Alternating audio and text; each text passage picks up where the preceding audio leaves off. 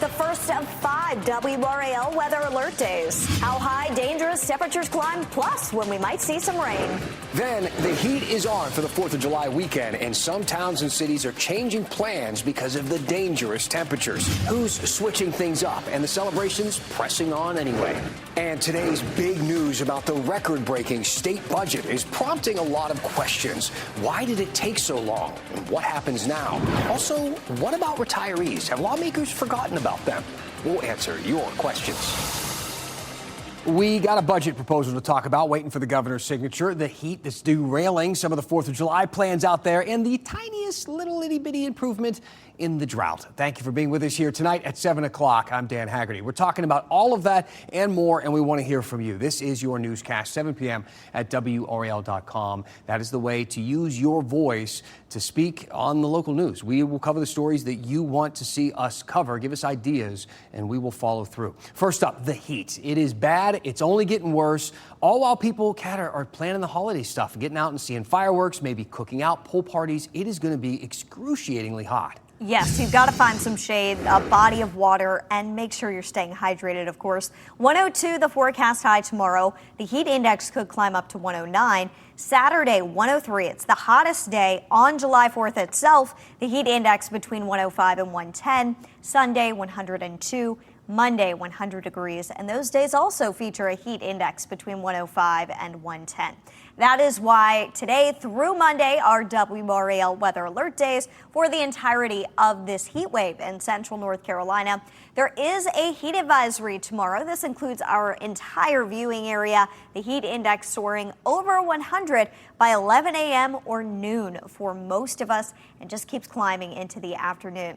Coming up, we're going to have a closer look at how hot we got today. I mean, we're still feeling like 104 at this hour at RDU, and I'll have a closer look at what to expect if you're traveling across the state to maybe beat the heat.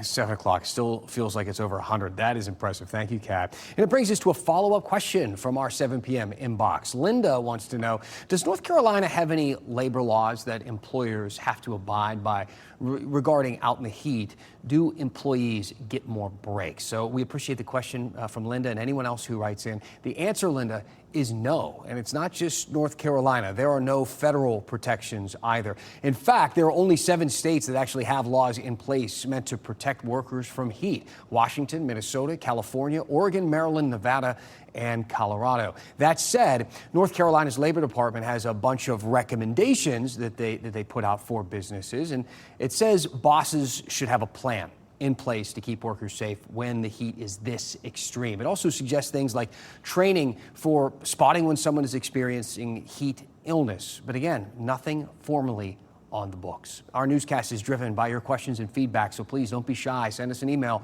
7 p.m. at WRAL.com.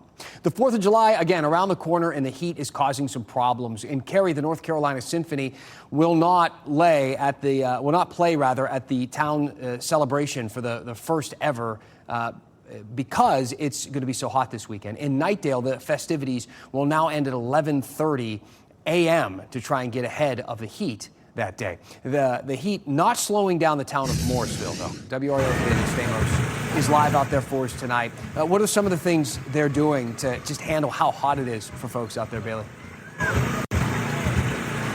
Dan, it's a little melted now, but one of the ways I'm cooling down here is enjoying ice cream from a local vendor. And as you can imagine, the town of Morrisville had to get creative. They're expecting 3,000 to 5,000 people out here today. Some of the ways they're doing that, we're standing right next to one of the cooling tents with misters, and also there's medical tents all around, extra patrol, and bike safety teams as they take on this heat tonight. We'll have 4 members of our bike team, or first response team, that will be on site.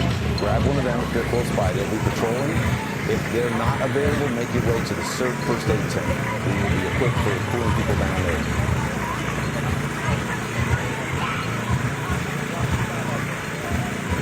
All right, so Bailey, that was the heat. We know people are planning for that. What about the actual event itself? People look forward to seeing these sorts of things all year.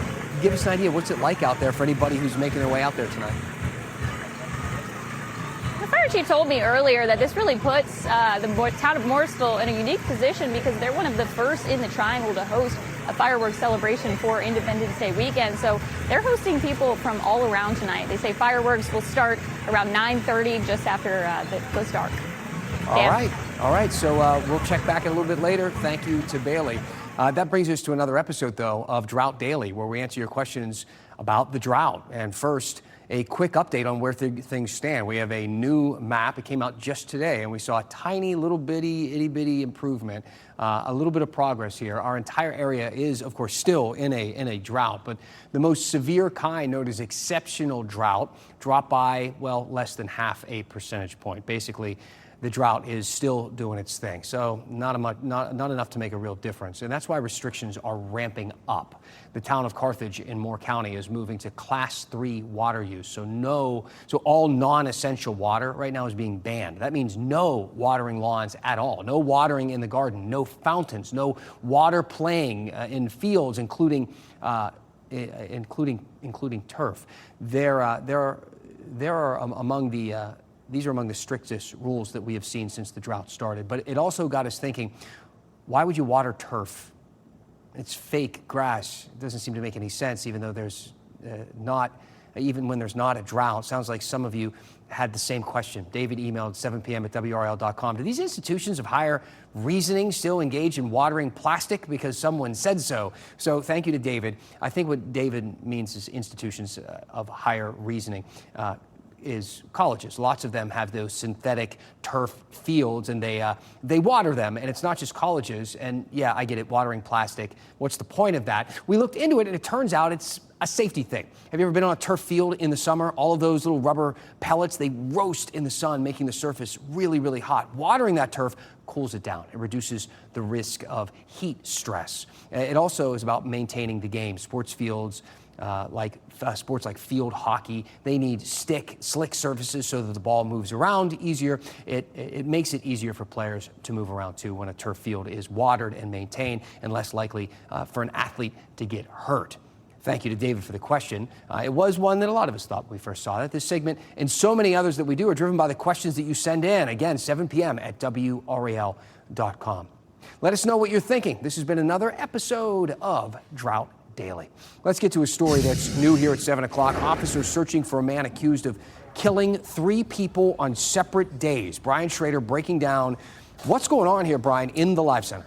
Got this alert from Roanoke Rapids Police. Take a look at the TV. This is Eric Martin Jr. He is accused of murdering Raphael Gowans in Columbus County back on June 11th. And then he's also been charged with murdering 2 Columbus County teenagers in Roanoke Rapids on June 22nd, 15-year-old Mariah Thompson and 19-year-old Patrick Faircloth. Right now, Roanoke Rapids Police and Columbus County Sheriff's deputies are searching for Martin.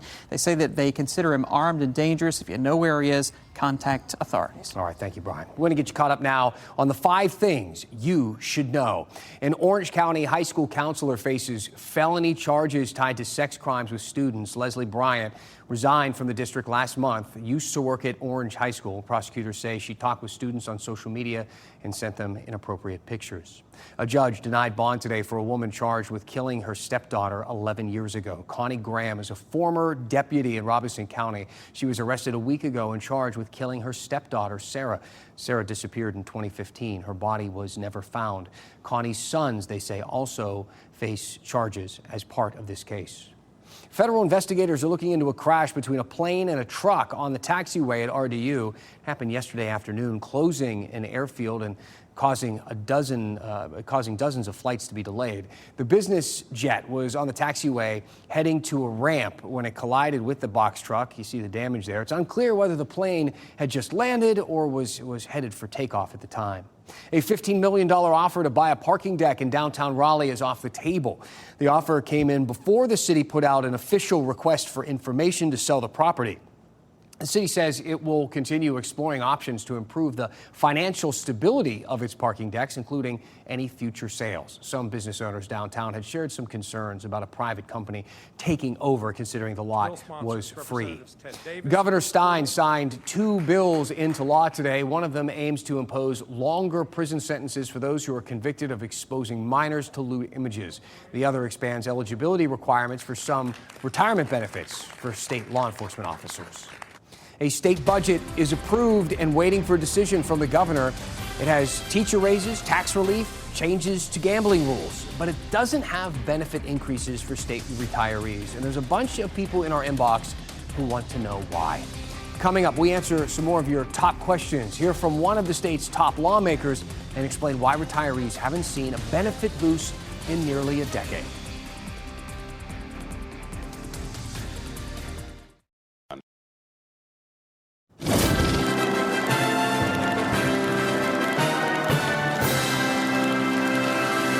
Our quote of the day coming from Governor Josh Stein, saying some good things in the bill, some bad things. I have to weigh the benefits for North Carolinians and decide. He's talking about the state budget proposal that he needs to approve with a signature. The General Assembly ended more than a year of waiting today and gave the final approval to a spending plan. Stein has 10 days to decide whether to sign it or not. WRAL state government reporter Caroline Yaffa shares where lawmakers go next after finally getting a deal to the finish line.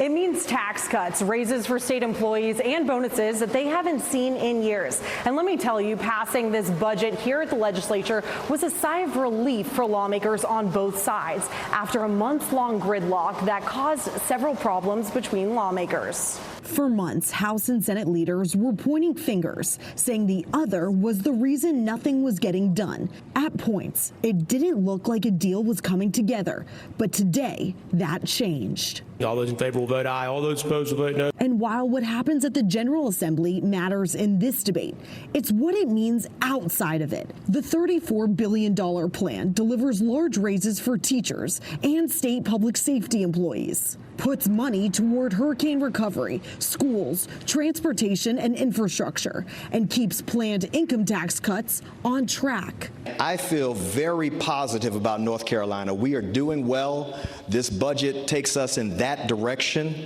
and I feel so good about it. Some Democrats supported the GOP plan, saying state workers have waited long enough for pay raises and bonuses, even if they don't love every part of the plan. So now this lies with Governor Josh Stein, and it's up to him whether he will sign the budget into law. But he's a Democrat, so the question is whether he will sign that bill.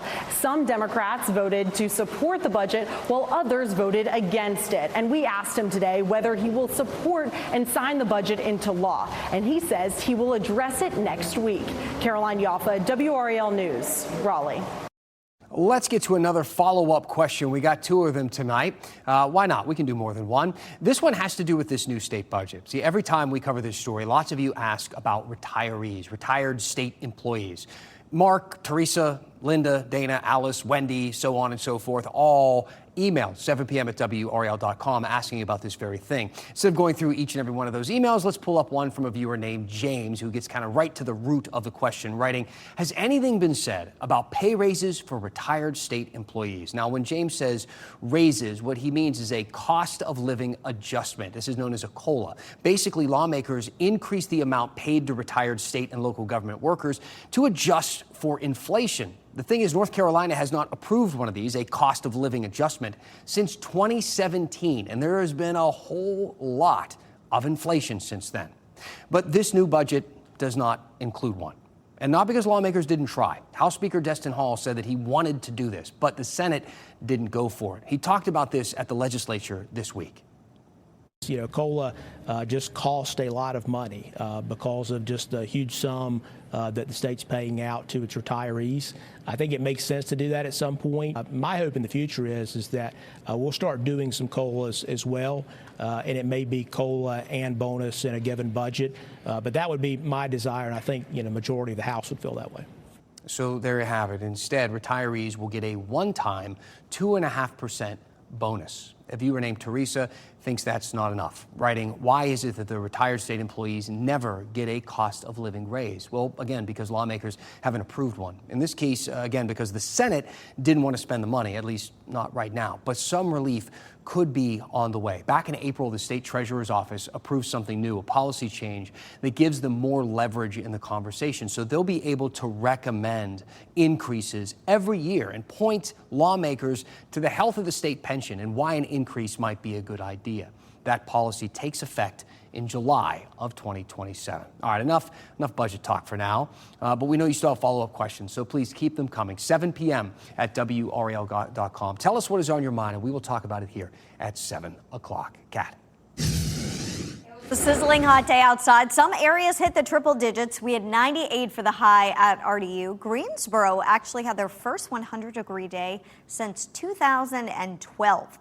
At this hour, after 7 p.m., it is still 96 degrees with a heat index of 104. The heat index again tomorrow should soar above 105 degrees, and that prompts another heat advisory and WRAL weather alert day.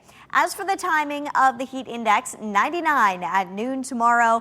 By 4 o'clock, we're above 105, and even as we get toward dinner time, the heat index is still likely to be in the triple digits. Let's talk about the holiday. July 4th, even hotter. It's going to be the hottest day of this heat wave.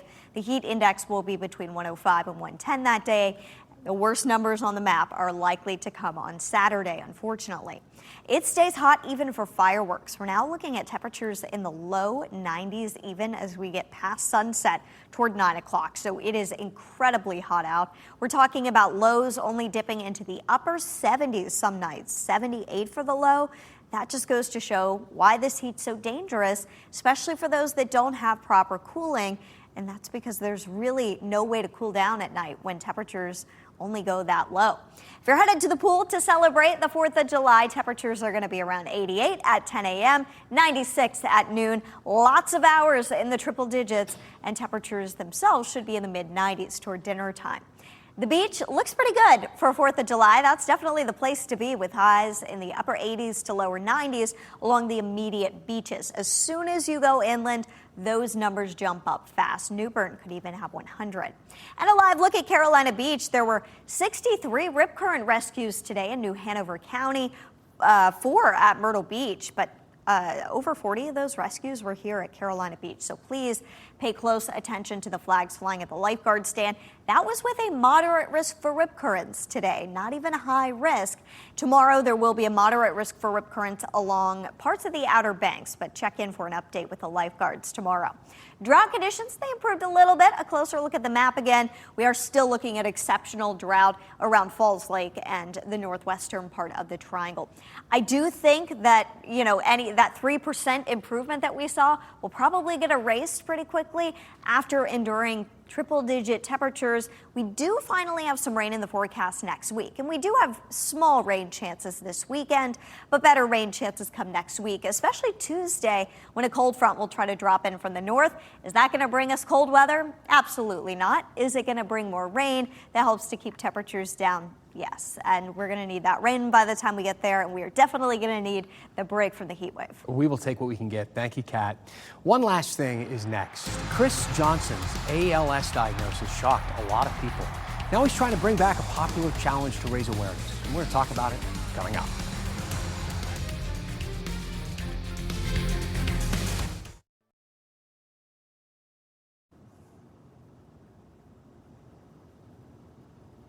One last thing tonight, and maybe you heard, former NFL player Chris Johnson and his ALS diagnosis. He was a star player at ECU before turning to the NFL. He's using his illness to raise awareness, and he's trying to bring back the social media challenge to do so. He posted this video of his daughter doing the ice bucket challenge. I mean, this was like one of the earliest viral challenges to happen. People would pour buckets of ice water on their heads, post about it, and nominate 3 other people to